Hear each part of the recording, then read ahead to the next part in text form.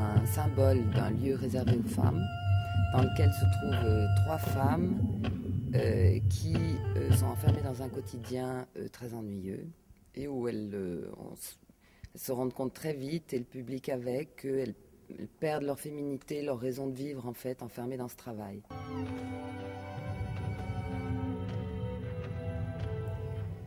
C'est pas un ennui de vivre un certain quotidien, mais c'est un ennui de ne plus exister comme femme dans ce quotidien-là et de ne plus ressentir de féminité, de ne plus être admirée. Et puis après, ça pose la question du regard de l'autre et de l'admiration qu'une femme a besoin de recevoir pour peut-être se sentir exister. C'est sans affirmation, mais c'est peut-être quelque chose qu'une généralité de femmes peut comprendre. Je ne crois pas avoir une danse qui appartient à un monde ou à un style particulier de danse contemporaine, mais c'est un travail qui découle d'une recherche purement émotionnelle sur l'émotion du corps. Voilà. Dans ce spectacle, on avait pris une autre optique. Déjà, on a dû travailler avec un objet, ce qui était quand même pour moi la première fois. J'ai fait un spectacle avec des chaises, mais c'est pas le même rapport. Et puis là, on a dû se contraindre à supporter l'objet et malgré tout dégager un corps avec l'objet. Et c'était une très grosse difficulté.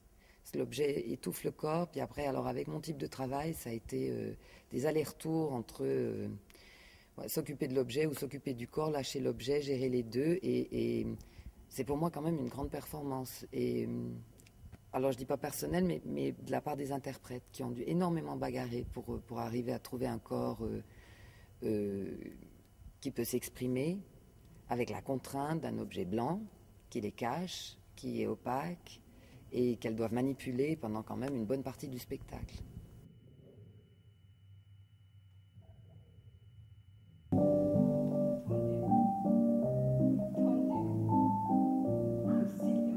J'ai fait des études à New York.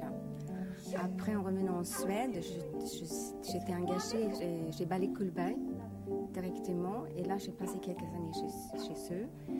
Mais comme moi, je voulais plutôt faire un répertoire contemporain, moderne. Alors, je me suis dirigée vers l'Opéra de Cologne, en Allemagne. Là où j'ai resté 5 ans. Et j'ai fait un répertoire moderne et contemporain aussi j'ai travaillé avec les pionnières de la danse. Vous avez donc une carrière internationale. Qu'est-ce qui vous amène à collaborer aujourd'hui avec la compagnie Les Chaises? Ça c'est une très belle histoire parce que Dorothée et moi on s'est rencontrés à l'école supérieure de Bruxelles Hightower, là où elle était mon élève pendant le cursus de son diplôme d'État. Quand Dorothée sait que je danse encore, elle m'a demandé si je voulais venir danser pour elle dans ses spectacles. Et je le trouve, et l'idée c'est très chouette. D'abord, la danse, oui, mais aussi qu'on change les rôles.